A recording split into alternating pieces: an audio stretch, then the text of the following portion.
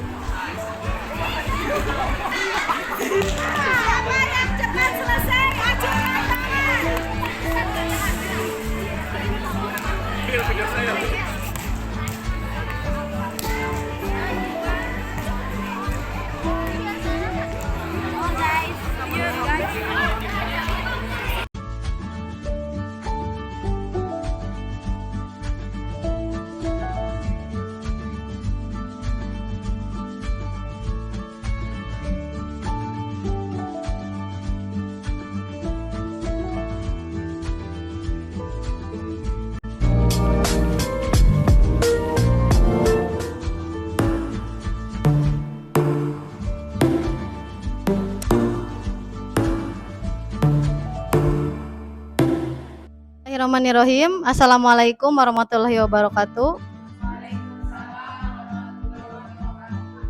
Alhamdulillahirrabbilalamin alladzi amana bi ni'mati imani wa islam asyhadu an la ilaha illallahul malikul haqqul mubin wa asyhadu anna muhammadar abduhu wa rasuluhu amma. Puji dan syukur marilah kita panjatkan kehadirat Allah Subhanahu wa taala karena atas berkat dan rahmatnya kita dapat berkumpul dalam kegiatan diseminasi calon guru penggerak.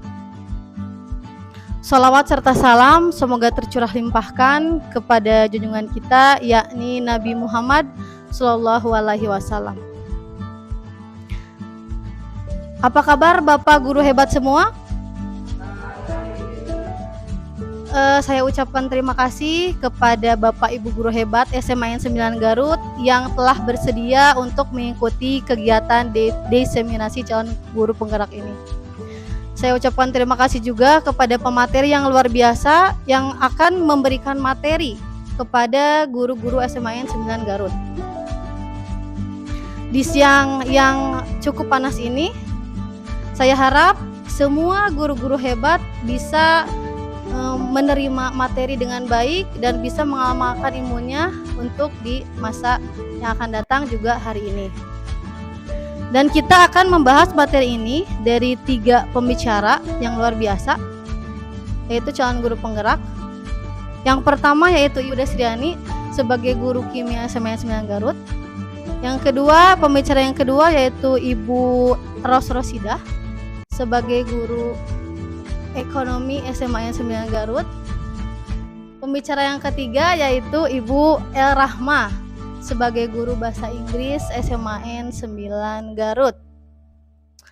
Untuk kesempatan penyampaian materi yang pertama, saya akan berikan dulu kepada Ibu Desriani terlebih dahulu. Kepada Ibu Desriani dipersilahkan.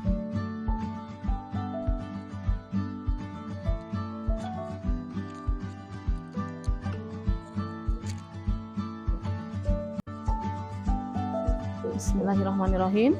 Assalamualaikum warahmatullahi wabarakatuh. Terima kasih kepada Ibu Putri sebagai moderator yang telah memberikan kesempatan kepada saya untuk dapat memaparkan materi tentang modul 1.4 budaya positif. Pertama-tama saya ucapkan terima kasih kepada Bapak Wakil Kepala Sekolah yang telah memberikan kesempatan dan juga memfasilitasi kami untuk dapat melaksanakan aksi nyata dari modul 1.4 yaitu tentang budaya positif yang merupakan program pendidikan guru penggerak.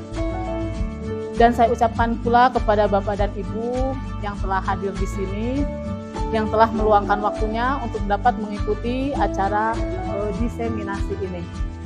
Izinkan saya hari ini untuk menyampaikan apa tujuan diadakannya diseminasi. Yang pertama yaitu sebagai tugas dari program pendidikan guru penggerak, yaitu sebagai tugas aksi nyata dari modul 1.4 tentang budaya positif. Kemudian yang kedua yaitu untuk mengimbaskan pengetahuan yang telah kami dapat dari program pendidikan guru penggerak ini, mulai dari modul 1 sampai dengan modul 1.4 yang kemudian kami diseminasikan modul 1.4 yaitu tentang budaya positif. Besar harapan kami setelah kami mengimbaskan ini, namun sebelumnya kami berada di sini bukan berarti kami yang lebih tahu, bukan berarti kami yang lebih bisa, tapi kita hanya bersifat berdiskusi atau sharing tentang budaya positif yang harapannya nanti ke depannya kita bersama-sama sebagai pendidik di SMA Negeri 9 ini dapat berkolaborasi dan bekerja sama dalam menumbuhkan dan membentuk budaya positif di sekolah kita tercinta ini. Bapak Ibu guru yang saya hormati, sebelum kita membahas tentang apa itu budaya positif, maka kita akan samakan dulu persepsi mengenai apa sih tujuan pendidikan itu, di mana tujuan pendidikan di sini yang dikemukakan oleh Ki Hajar Dewantara, ya. Menurut Ki Hajar Dewantara, pendidikan itu merupakan tujuan pendidikan itu yaitu menuntun segala kodrat pada anak-anak agar mereka dapat mencapai kebahagiaan dan keselamatan yang setinggi-tingginya, baik sebagai individu maupun sebagai anggota masyarakat ya. Kemudian di sini kita sebagai pendidik hanya berperan menuntun kodrat anak. Yang awalnya kita beranggapan bahwa kita kebanyakan kita sebelum mempelajari ini hanya menuntut anak ya. Menuntut anak harus begini, harus begitu. Padahal sebetulnya peran kita sebagai pendidik di sini hanya menuntun tumbuh dan kembangnya hidup anak sesuai dengan kekuatan kodrat yang ada pada anak ya, agar kita dapat memperbaiki lakunya, bukan dasarnya. Artinya kita hanya memperbaiki perilaku dan karakternya, bukan dasarnya. Karena anak itu bukanlah sebuah tabula rasa ya, bukanlah sebuah kertas kosong yang memang akan kita bentuk. Tapi sebetulnya anak sudah memiliki garis-garis dasar kodratnya yang tugas kita hanyalah menebalkan garis-garis dasar tersebut. Menurut Dian Goosen dalam bukunya menyatakan bahwa ada 3 alasan motivasi perilaku manusia ya. Jadi manusia itu berperilaku didorong atau didasarkan dilandaskan atas 3 motivasi. Yang pertama yaitu untuk menghindari ketidaknyamanan hukuman. Jadi melakukan sesuatu itu untuk menghindari hukuman. Itu yang pertama. Kemudian yang kedua, untuk mendapatkan imbalan atau penghargaan dari orang lain. Jadi kita hanya ingin mendapat imbalan. Kalau tidak ada imbalan, kalau tidak ada penghargaan, kita tidak akan melakukan sesuatu kebajikan tersebut. Ya, kemudian yang ketiga, untuk menjadi orang yang mereka inginkan dan menghargai diri sendiri dengan nilai-nilai yang mereka percaya. Jadi untuk poin yang 1 dan kedua ini merupakan motivasi ekstrinsik, dan yang pertama yang merupakan motivasi intrinsik yang kita butuhkan untuk menumbuhkan disiplin positif bagi murid. Mungkin itu yang dapat saya sampaikan pada kesempatan hari ini. Insya Allah konsep utama lainnya akan disampaikan oleh rekan saya yang lainnya. Terima kasih atas perhatiannya. Assalamualaikum warahmatullahi wabarakatuh.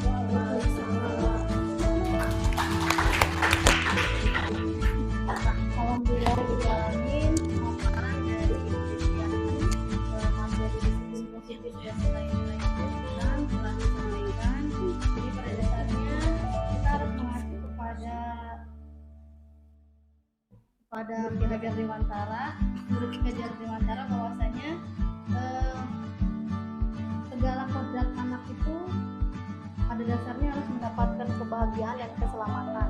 Murid diibaratkan itu seperti tanaman, guru seperti petani, dan sekolah adalah tempat bercocok tanam. Jadi bagaimanapun guru harus mampu menciptakan lingkungan yang kondusif sehingga akan membentuk karakter yang berbudaya positif. Terima kasih kepada Ibu Desriani yang luar biasa materinya. Untuk pembicara yang kedua, materi akan dipaparkan oleh Ibu El Rahmah. Kepadanya dipersilahkan. Terima kasih Bu Putri melanjutkan apa yang sudah disampaikan oleh rekan saya sebelumnya.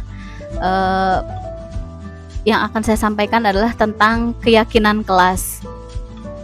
Sebelum kita membahas lebih lanjut tentang keyakinan kelas, mengapa keyakinan kelas? Saya ingin ada 3 pertanyaan dulu di sini ya. Ada pertanyaan pemantik. Yang pertama, mengapa keyakinan kelas? Mengapa tidak peraturan kelas saja? Mengapa adanya keyakinan kelas penting untuk terbentuknya sebuah budaya positif? Yang ketiga, bagaimana mewujudkan sebuah keyakinan kelas yang efektif? Saya yakin Bapak dan Ibu semuanya di sini sebelum pembelajaran dimulai pasti akan ada kesepakatan-kesepakatan ya yang dilakukan gitu. Apakah kesepakatan yang kita buat itu sudah sesuai dengan filosofi pembelajaran dari Ki Hajar Dewantara? Nah, kemudian di sini ya, pertanyaan pertama tadi, mengapa keyakinan kelas? Mengapa tidak peraturan kelas? Ada pertanyaan kembali di sini. Mengapa kita memiliki peraturan tentang penggunaan helm pada saat mengendarai kendaraan roda 2? Kenapa harus memakai helm? Kemudian mengapa kita memiliki peraturan tentang penggunaan masker dan mencuci tangan setiap saat? Ketika pandemi kemarin kan ya, Ibu Bapak. Nah, di sini pasti jawabannya adalah tentang keselamatan. Bahwa kita menggunakan helm itu suatu keyakinan di mana nilai-nilai kebajikan universal disepakati secara tersirat dan tersurat, lepas dari latar belakang suku, negara, bahasa maupun agama gitu. Kita meyakini bahwa ketika kita mengendarai kendaraan bermotor itu helm itu wajib digunakan gitu, bukan hanya sebagai aksesoris saja. Kemudian apabila kita tidak memakai helm, seperti apa resikonya gitu kan. Nah, jadi seperti itu ya. Murid-murid pun demikian Bapak Ibu, mereka perlu mendengarkan dan memahami arti sesungguhnya tentang peraturan-peraturan yang telah diberikan. Apakah nilai-nilai kebajikan di balik peraturan tersebut, apa tujuan utamanya, dan menjadi tertarik atau takut sehingga hanya sekedar mengikuti serangkaian peraturan-peraturan yang mengatur mereka tanpa memahami tujuan mulianya. Nah, tahapan menciptakan program kebajikan di sekolah adalah lihat daftar kebajikan yang telah disusun bersama. Tadi rekan saya sudah menyampaikan ya, daftar kebajikannya itu adalah dari profil pelajar Pancasila. Di sini ada ya, ada beberapa yang ini merupakan daftar dari nilai kebajikan gitu. Ada dari profil Pancasila, ada dari IBO, sikap murid yang tadi, kemudian pilar ya, tadi sudah disampaikan oleh rekan saya gitu. Nah, kemudian tentukan nilai kebajikan yang ingin dijadikan perhatian utama di lingkungan sekolah kita. Jadi kita juga harus berdiskusi gitu. Jadi jangan hanya keyakinan kelasnya, tidak hanya kita yang menentukan, tapi didiskusikan dengan siswa kita di dalam kelas, kemudian disempurnakan, kemudian membuat poster. Nah, ternyata Bapak Ibu, ketika kita menginginkan siswa bersikap positif di lingkungan kelas, itu tidak hanya berupa kata-kata saja, tidak hanya berupa perintah saja, tapi juga disertai dengan poster-poster ditempel di lingkungan sekolah gitu ya. Jadi saya juga pernah melihat beberapa di sekolah lain yang ada poster-poster tentang budaya positif di lingkungan sekolah gitu. Mudah-mudahan nanti di sekolah kita juga akan ada hal seperti itu gitu. Ya, ini sudah. Kemudian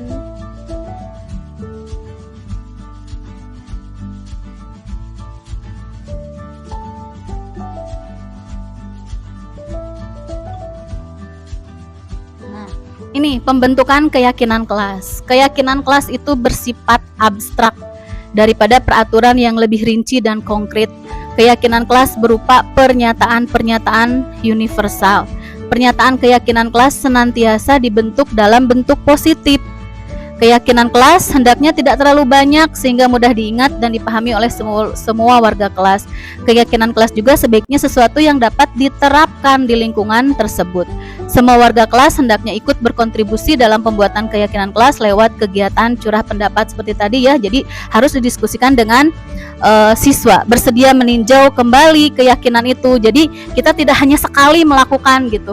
Jadi ada refleksi gitu, apakah yang sudah kita lakukan itu sesuai, apakah diperbaiki atau kita tetap pada peraturan itu gitu ya. Nah, ini Bapak Ibu ada prosedur pembentukan keyakinan kelas ya. Yang pertama, mempersiapkan warga sekolah atau murid-murid di kelas untuk bercurah pendapat tentang peraturan yang perlu disepakati. Mencatat. Jadi harus dicatat ibu-ibu, kan kita kalau bikin aturannya ditandatangan oleh siswa, kemudian diketahui oleh kepala sekolah. Nah, itu proses kita itu sudah harus seperti itu gitu ya. Jadi, nah, keyakinan ini kita tidak boleh menggunakan kalimat negatif seperti jangan berlari di kelas gitu, tapi gunakanlah kalimat positif, berjalanlah gitu ya. Semacam misalnya kalau kita jalan jangan tong digesrok geningan, diangkat gitu. Jadi mapah ulah. Nah, itu kan jadi jangan bilang jangan gitu. Berjalanlah dengan benar gitu. Jadi memang tidak boleh ada kalimat negatif gitu ya, Ibu. Jadi itu ketika kita membuat keyakinan kelas. Nah, untuk selanjutnya kita ke kebutuhan dasar manusia. Bahwa ini ada contoh kasus nih, Ibu Hani, guru kelas 2 di SD Haur Kuning, sudah minta izin sedang bingung menghadapi ulah salah satu siswa di kelasnya yang bernama Ian gitu. Beberapa anak di kelas 2 mengeluh gitu kan, seringkali Ian ini meminta bekal teman-temannya dengan paksa gitu ya. Jika misalnya Bapak Ibu menghadapi situasi seperti Ibu Hani, apa yang Anda lakukan? Menurut Anda kira-kira apa alasan Ian melakukan itu? Di sini ya, merujuk pada situasi yang dihadapi Ibu Hani di atas, dalam konteks penegakan disiplin positif, Ibu Hani sebaiknya mencari tahu alasan Ian melakukan tindakan tersebut agar mengetahui kebutuhan mana yang sedang berusaha dipenuhi oleh Ian. Pada pembahasan ini kita akan menghubungkan konsep tersebut dengan disiplin positif yang berdasar pada teori kontrol, di mana dinyatakan bahwa ada suatu tujuan di balik sebuah perilaku manusia gitu ya. Kita juga percaya bahwa murid memiliki tujuan di balik perilaku mereka. Salah satunya adalah untuk memenuhi kebutuhan dasar mereka. Nah, sebelum kita ke sana, ini ada sebuah video sebenarnya, ditayangkan atau tidak? 11 menit. Lami teuingnya. Ya. Nah, jadi sebentar.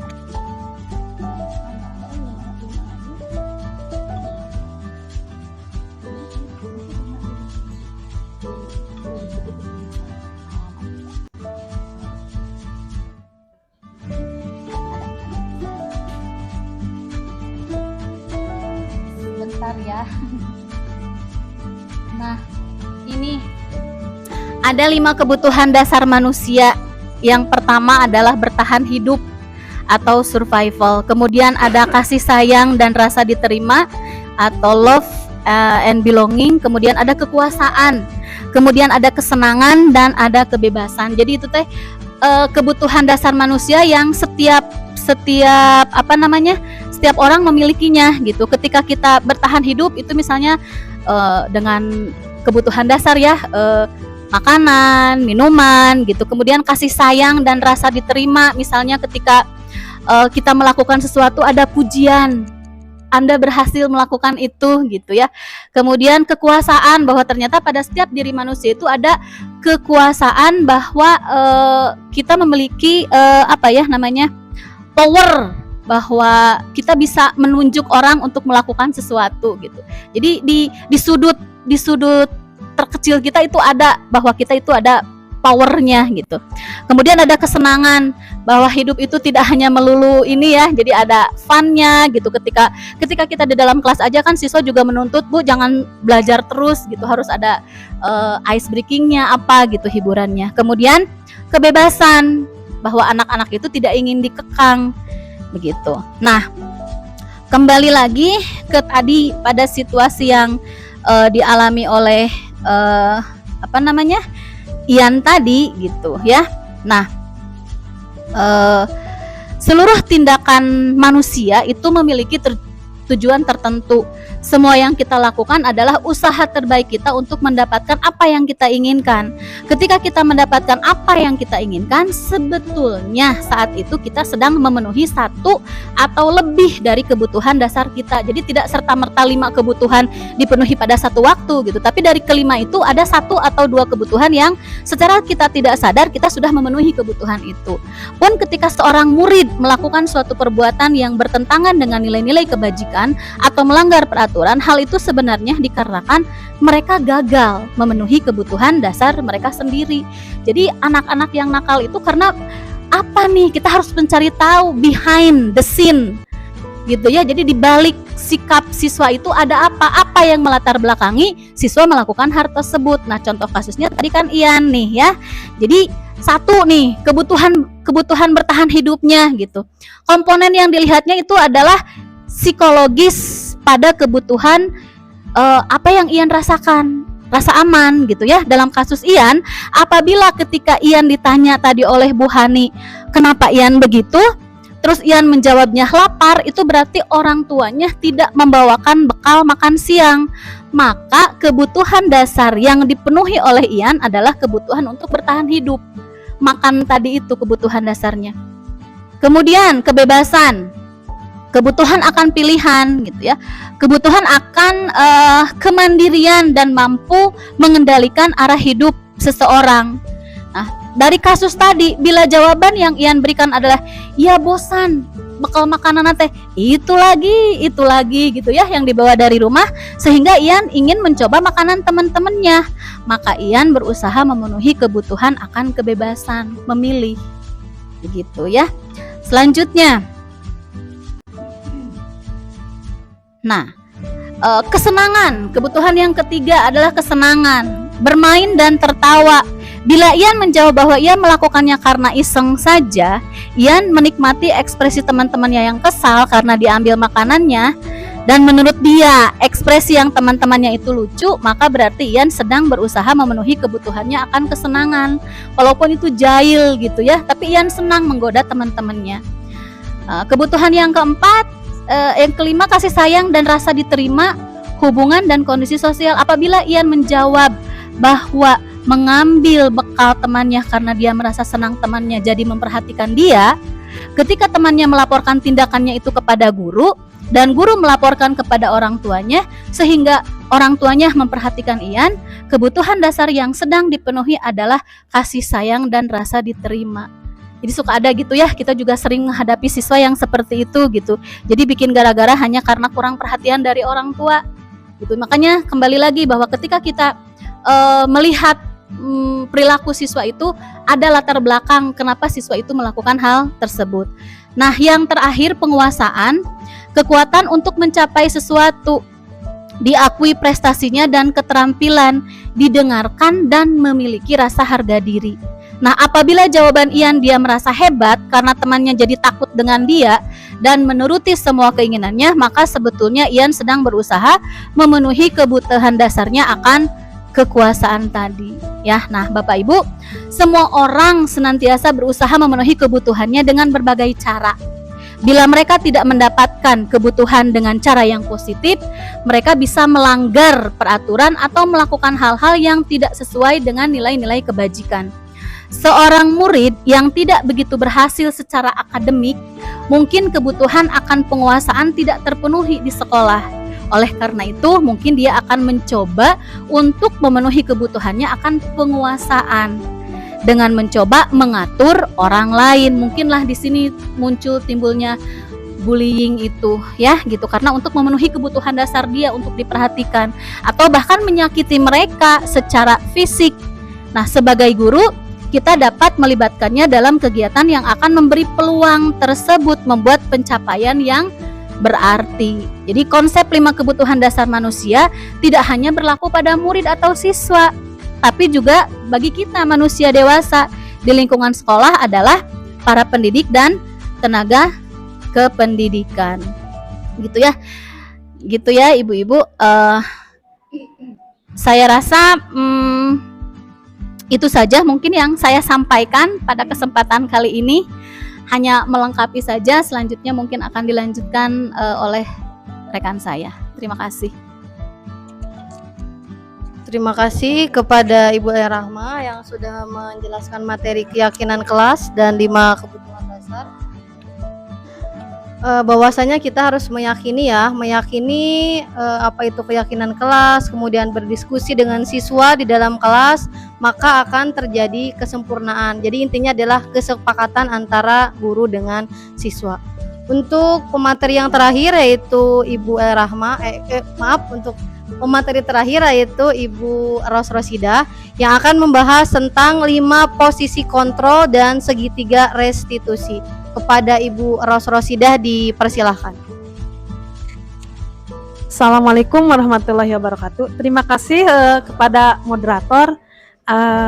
Baiklah Bapak Ibu, saya akan melanjutkan materi yang telah disampaikan oleh rekan-rekan saya.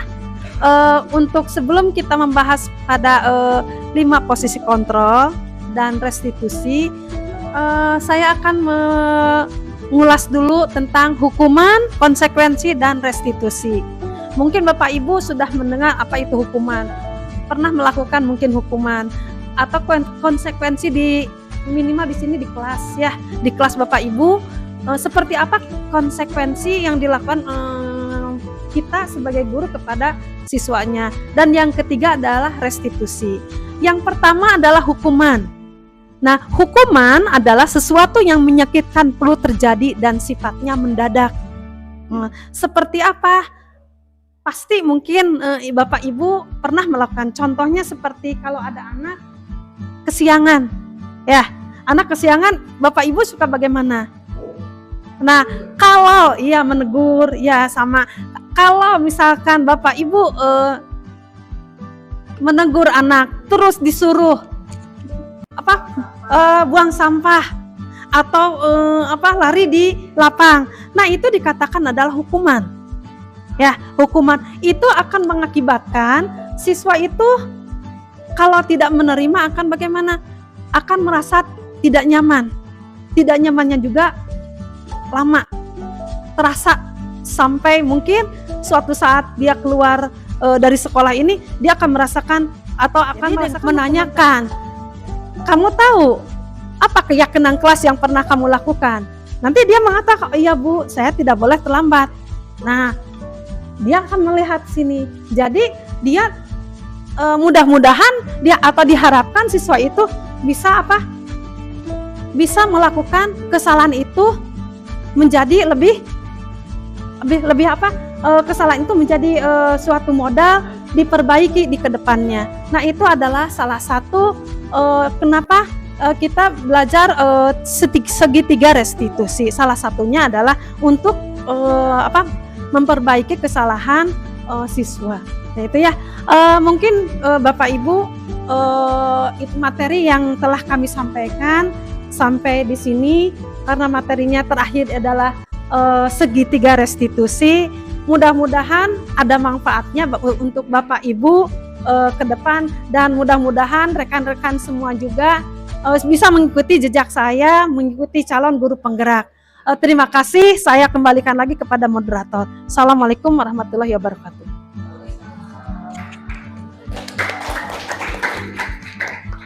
Alhamdulillah, pemaparan materi dari Ibu Ros Rosidah terkait 5 posisi kontrol dan segitiga restitusi telah selesai dilaksanakan. Jadi dapat disimpulkan bahwasanya dari ketiga pemateri tersebut sebenarnya teori tanpa kita sadari teori-teori tersebut telah kita laksanakan, namun baru kita pahami sekarang. Jadi dapat disimpulkan banyak ohnya. Seperti itu ya Ibu Bapak. Saya ucapkan terima kasih kepada pembicara 1, 2, dan 3 yang sangat luar biasa atas materi diseminasinya, juga kepada Bapak Ibu guru hebat SMA N 9 Garut yang telah meluangkan waktunya. Saya melihat ini sinar matanya itu berbinar-binar gitu, haus akan ilmu gitu ya Bapak Ibu. Ya. Terima kasih, semoga kebaikan Bapak Ibu mendapat balasan dari Allah Subhanahu wa Ta'ala. Mohon maaf apabila saya memandu jalannya diskusi ini banyak kesalahan. Terima kasih, saya undur diri. Wabillahi taufiq wal hidayah. Wassalamualaikum warahmatullahi wabarakatuh.